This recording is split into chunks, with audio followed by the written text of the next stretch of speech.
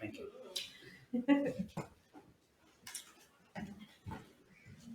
Howdy. I'm Steve, an alcoholic. And thanks for the great introduction, Jim. Thank you very much for sharing. That was so. I always love hearing you. You talk with such passion, and that's so great. I am. My sobriety date is January 19th, 1991. As of this year, I was sober exactly half of my life. That's 30 years, 60. 30, 60, get it? Okay. Sorry. Wow.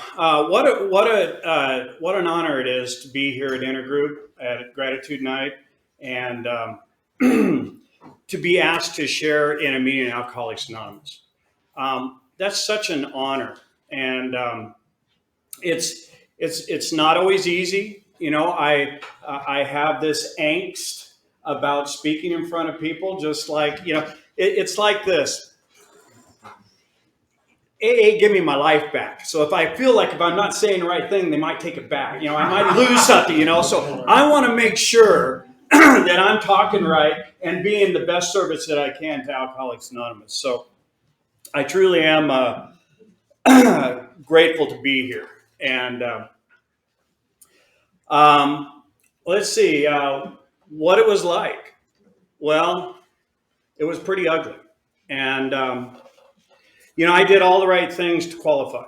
I absolutely, I took things to that level and then stepped right past it.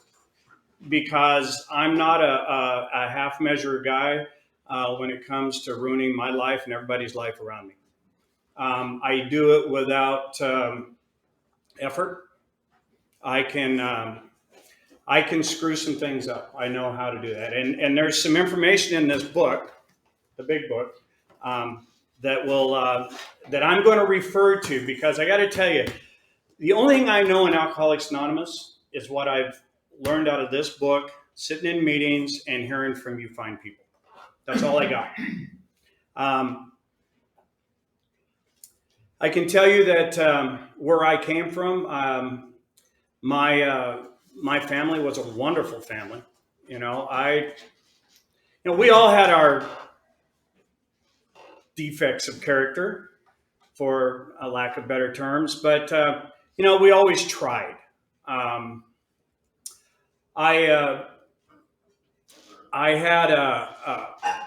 had this thing where when I was real young, me and my little brother, we decided one day that we would help my dad out. My dad was, you know, he's a partaker of drink too.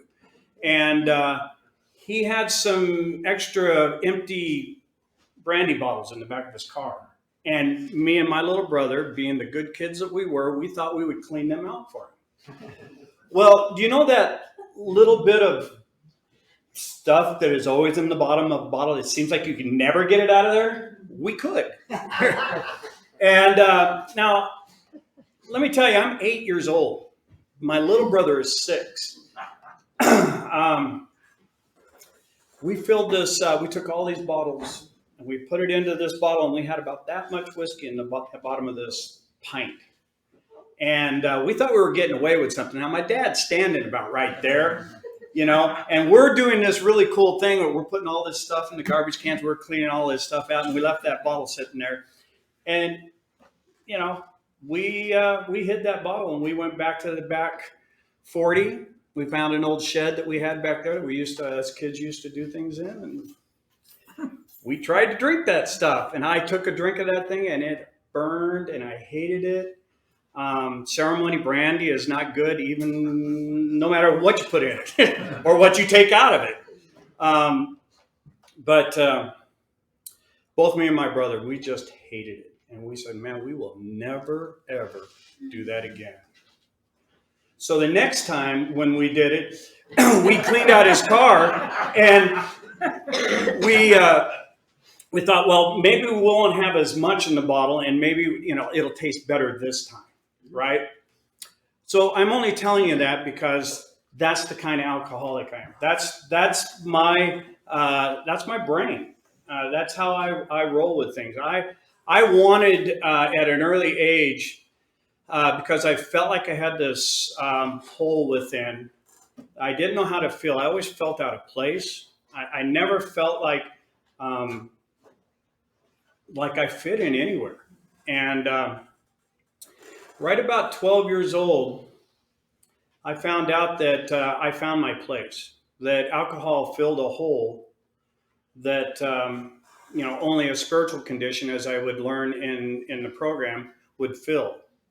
And so I figured if a little bit of alcohol could fill this hole and make it good, what could a lot do? I mean, it would only stand to reason, right? Therefore, I set out on a trip unbeknownst to me. I didn't have anything that would have indicated that I would have ended up here, other than the fact that when I do something, I do it to an extreme. I cannot slow down. And once I get alcohol in me, the phenomenon of craving, the allergy that they talk about in the book, it kicks in, and I just have no defense against an extreme. So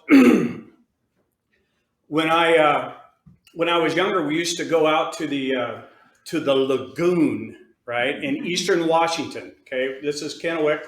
This is summertime. This is us out at the lagoon sunbathing in 120-degree weather, drinking like there's no tomorrow. And it's it's the one time that I actually got the roof of my mouth sunburnt. Passed out in a chair, and I will never forget that, because you know what? The only solution to something like that is to drink a little bit more, because that beer is cold and it's got this numbing effect. And I found that this was a solution. So it goes without saying that my problem centers in my solution. I have no good solutions to my problems. Hence, that is my problem. It's all of my solutions. So it talks about in the big book about how what makes us an alcoholic, right? Well, there's three things that qualified me right off the bat, right? I'm outright mental defective, I'm in full flight from reality, and I'm maladjusted to life, and these are my better qualities. It's the truth, because when I was out there, I was running and gunning, and I was ready to hurt anybody that got in my way, because I didn't like myself, and I sure in the hell am not going to like you. And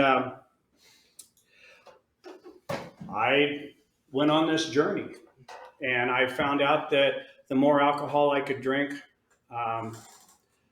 the pain went away.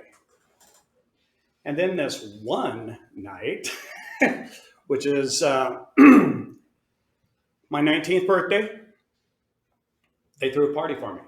And I was drinking Harvey Wallbangers, okay? If you don't know what that is, that's okay. The story will tell it for you, right? I was down there partying really hard. This would have been a full day of drinking. It was nighttime now. The house was full of people, and I took this drink, and I took this big hit off of pot, which I know this is an Alcoholics Anonymous meeting. But I took this big hit, and I passed out. But we knew this was going to happen, right? So we put this giant 6-foot one of those big old pillow chairs. We put one of those big, giant pillow chairs behind me, because we're smart. You know? And I fell forward. And I hit a pool table, and then I went down, and I landed on a concrete floor. And I shattered my bottom jaw here. I hit so hard that I put this top tooth through my lip right here. Split the whole bottom of my chin open. I was in a bad way. This was on a Friday night. There's no doctors. You know, I went to emergency. They gave me some stuff. They sent me home. Week later, I had to go get my jaw wired shut. Now, I mean, when I talk about jaw wired shut, they run wires through your gum all the way around, and it's like this, big enough to get a straw through. Carnation instant breakfasts or pancakes with a lot of butter and syrup, right? Anything I could get through a straw. But the 2 days after I'd had this surgery, and I was feeling a little bit better, I went back to the scene of the crime, and I went up there, and there's my friends. They're working on the car like we always do, and they're out there drinking their Michelob, and it's a nice hot summer day, and I walk up there, and they're all, hey, how you doing? You look great. They handed me a bottle of Jack Daniels, and I took a big swig because that's what I do, right? You hand me alcohol, I drink with fresh wires going through my gums. It burnt so bad, I cried, and here's my solution: to drink a whole bunch more. Because now I got to numb the pain.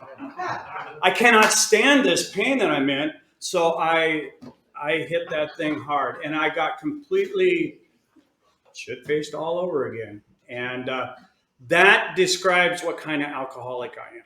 I have no reasonable mind to not take the first drink. It isn't in me. So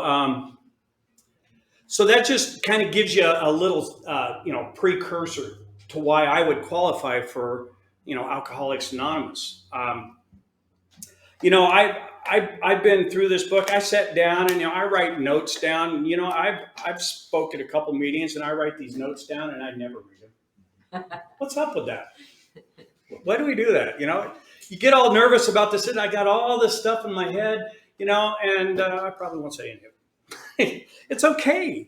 I get to be in a meeting and I get to share experience, strength, and hope, which is something that a guy like me, a loser at life, should, I would have never thought that I'd be sitting in a meeting talking to people like this, right? It's just not who I was. Anyway, so there are some things that I will talk about that I did write down because I feel that they're super important. And that is the fact that,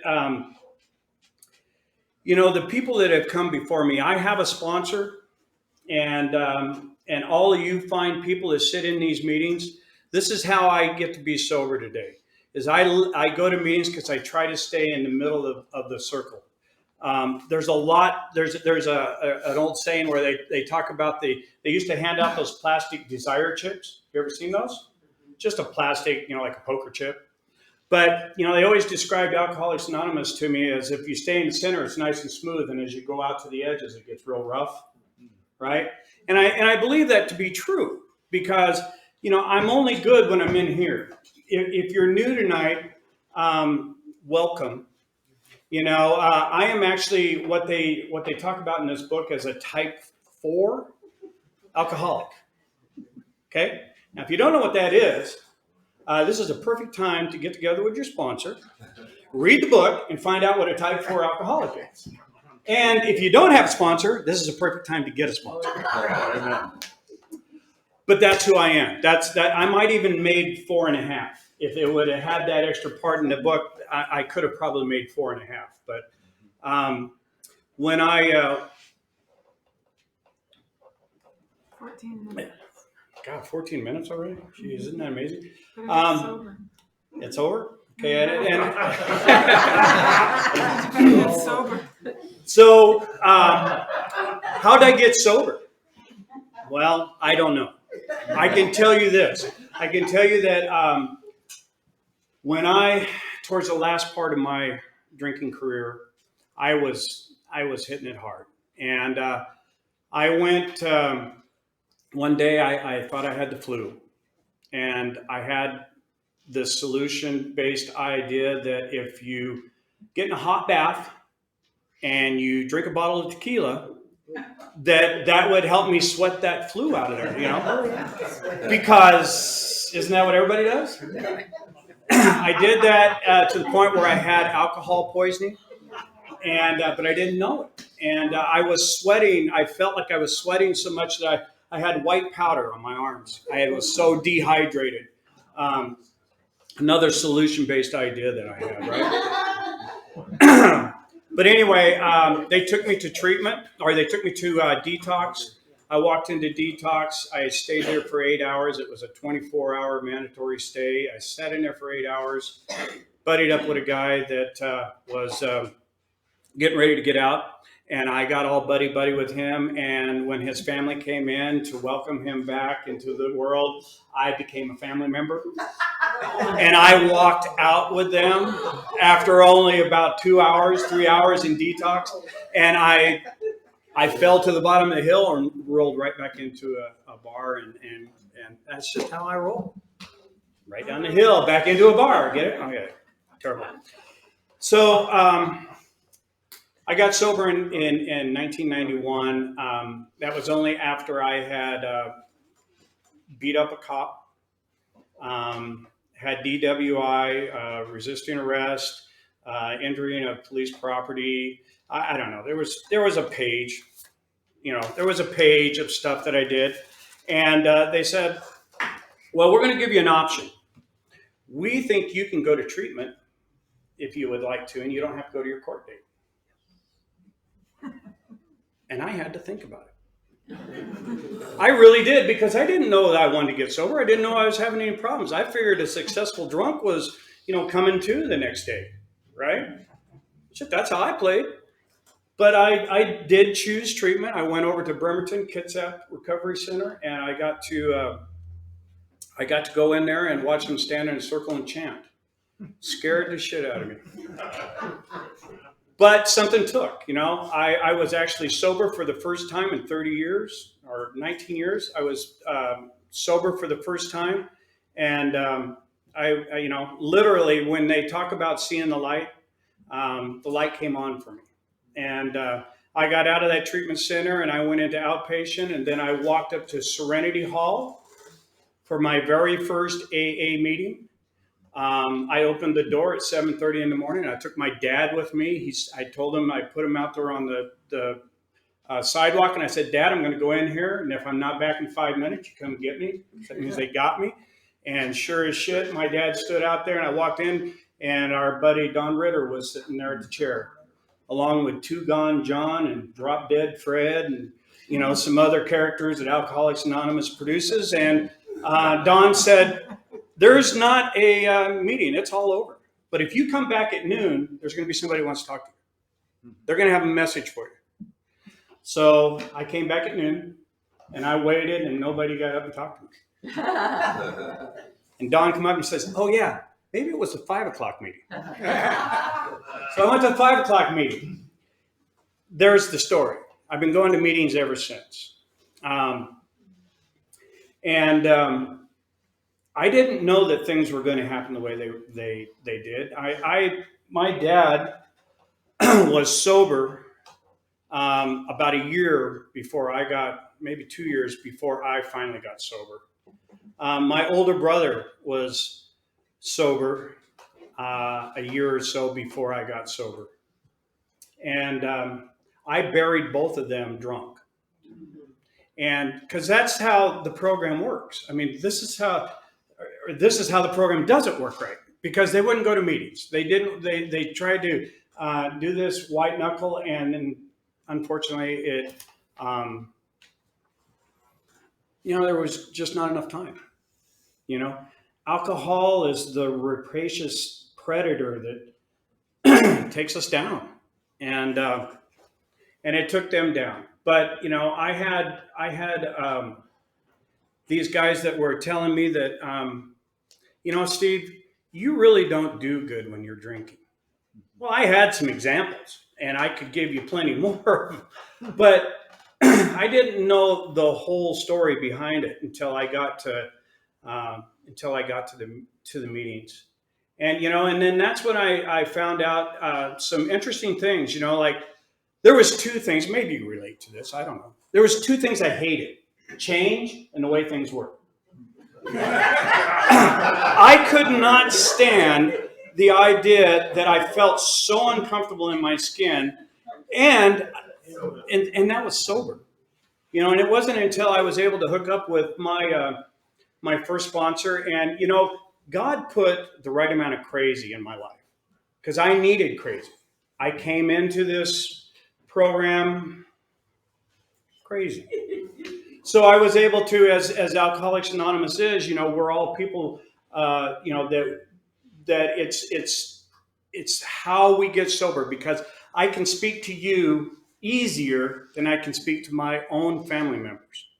You know, I can hug you just as easy and maybe easier than my own family members. You know, that's the beauty of what we get in here. And so when I, gosh, I just lost my train of thought. Wow. Boom. By the way, it doesn't all come back at once. And sometimes when you get it, you don't even know it, right? But Your first sponsor. yeah, first sponsor, thank you. And his name was Wild Bill. All right, and that's what it needed to be. And my sponsor was he was in this book, and he made sure that I was in this book. And we did a lot of amazing things. I got to go to Seaside for the first time. Went to a conference where a bunch of people who looked really weird to me were in there, and they were sober. They had smiles, and I just knew that this was some kind of church revival or something. But I walked into this thing, and you know, I remember you get the people in your lives, you know, in Alcoholics Anonymous. When I was sitting in Serenity Hall one day. I don't know if y'all know or ever met John Joseph William M.F. Springer. MF is short for something. I'm gonna let you just put in your own, but that's what he was called. And the man was, you know, he always spoke to me, and he scared the shit out of me, just like Mary Ball did one time. But he scared the shit because he was walking around the room, you know, at Serenity Hall, and he's up there and he's preaching, man. He's telling you the word of Alcoholics Anonymous, and he slammed his fist down on the table right in front of me and looked right at me and pointed. And I go, I just knew that it was over with, you know. But this guy carried a message, and it resonated, and I needed that amount of crazy to be able to understand what's going on in here, because, you know, God knows what I need. I sure in the hell don't. And so when my sponsor, me and him, we worked through these steps, and then he went his own way, and then I was able to go my way, and we're getting right down to it. So it's amazing, you know. You can think of all this stuff to say, and 30 minutes is nothing, right? But how do I stay sober? You know, I stay sober because it tells me on page 84. This is what being sober is to me. It talks about it in the 10th step prayer about, and we have ceased fighting anything and anyone, even alcohol. For by this time sanity will have returned. We'll seldom be interested in liquor. If tempted, we recoil from it as a hot flame. You know, that's my life today, right? That's what I get. And this book has given me so many tools. Like, you know, if you want to know how to stay sober today, it's right here. If you want to know how to get through one day, read page 86, 87, 88, because it tells you upon awakening, as you go through your day, and when we retire at night, right? This is a book for all of us smart people, right? And and I every day that I get to wake up, so I want to never forget that I'm an alcoholic, and that could happen. I could wake up tomorrow and forget I was an alcoholic. You know, take my will back, right? That's why, you know, based in reality, I have no choice but to stay attached to the program at all means. I need to get up and I need to meditate. I need to read something. And if I don't do it with my wife, which we try to do as much as we can, then as I'm driving down the road, I'm putting speaker tapes on, because I need the message. I need this input. And the hope that I have for today is that no matter where I go, that I can be an example, right? I want to be as much of an example of AA and service work in here. I want to be out there because I'm leaving the safety of Alcoholics Anonymous when I'm out there, right? And I need to have everything that I've learned in here out there because that's the dangerous place. Between that and this, man, it's this being the worst part, believe me. I just don't have a lot of facility, a lot of mental capacity to make this stuff work on my own. I just don't have that. But what I've got is I've got a daily reprieve based on a spiritual condition that I only got in reading this book, in working with a sponsor, being involved. The circle and triangle is an amazing part. When we talk about the three legacies of Alcoholics Anonymous and recovery being down there on the bottom, it's what we build off of. And because we sit in a room like this, we have unity. And because when we leave here, I'm being of service right now. It's, standing up here speaking. You're being of service, setting up tables. This is what Alcoholics Anonymous is to me, and the circle and a triangle, it's got, in the first place, circle and triangle is the two most used symbols. The circle being encompassing, right? Let's see, one more time. Yeah, okay. The circle being us as unity, right? We have everything here. We have everything right here. And, they always talk about being inside your hula hoop, right? Everything matters in here. The only time that I'm able to step out of my hula hoop is when I'm helping another alcoholic. Another example of that is, because in the 12th step, it says, as a result of working these steps, right? So I get to carry the message to the still suffering alcoholic. So I want you to picture, if you will, and this may be a little gross for some of you, but just play along. But I want you to understand that if I'm standing over here and I'm standing in a 5-gallon bucket of shit, it's warm, it's squishy between the toes, but it's my shit, right? Sorry, I know we just ate. The point is that here's what gets to happen in Alcoholics Anonymous. We get to step out of that bucket when we're helping another recovering alcoholic get out of their shit, right? It's a gross way to think about it, but, I only know extreme examples, right? I only know what spoke to me when I was young, and in this program. But I know that was probably terrible, but that's how I feel because, man, everything is brutal, where I've came from, right? And to be able to walk away from that and to be able to help somebody out of their stuff allows me to have another good day, right? And that's we talked about it in the responsibility declaration that where a hand reaches out, I want to be there to grab it. Nothing else really matters to me. Alcoholics Anonymous matters to me. This is my passion. This is what I get to do. I'm only here because of you fine people, program Alcoholics Anonymous. I'll leave you one last thing. I'm fallible. Today I'm fallible. You might just heard an example of that. But, here's the thing, we're all fallible. Our founders, Bill and Bob, Bill W. being a stock speculator, right?